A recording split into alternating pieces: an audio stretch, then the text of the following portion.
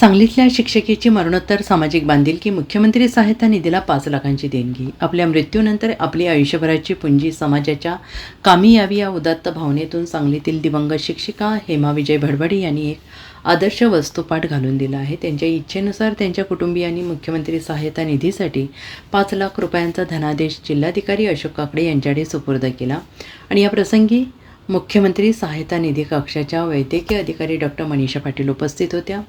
Samdoli high school Samdoli येथे शिक्षिका म्हणून कार्यरत असणाऱ्या हेमा भडभडे यांनी आपल्या अध्यापन काळात शेकडो विद्यार्थ्यांचे भविष्य घडवले. केवळ ज्ञानदानच नव्हे तर उच्च नीतिमूल्ये जोपासणाऱ्या हेमा भडभडे यांनी आपल्या मृत्यूपत्रात आपल्या कमाईमधील 5 लाख रुपये समाज उपयोगी कार्यासाठी मुख्यमंत्री सहायता निधी कक्षास द्यावेत अशी एक विशेष तरतूद केली.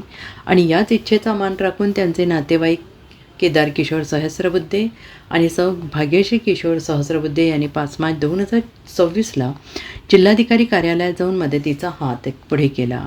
सांगलीचे जिल्हाधिकारी अशोक काकडे यांनी या दातृत्वाचा गौरव केला. यावेळी ते म्हणाले की विविध आपत्कालीन परिस्थितीत आणि गंभीर आजारांच्या उपचारांसाठी मुख्यमंत्री सहायता निधी हा सामान्य नागरिकांसाठी मोठा आधार ठरतो.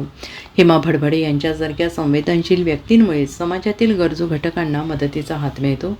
त्यांची ही मदत गरजू रुग्णांच्या उपचारासाठी आणि सामाजिक कार्यासाठी अत्यंत मोलाची ठरणार आहे.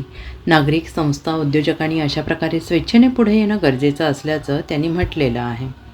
Bureau report, SBN Marathi, Sangli.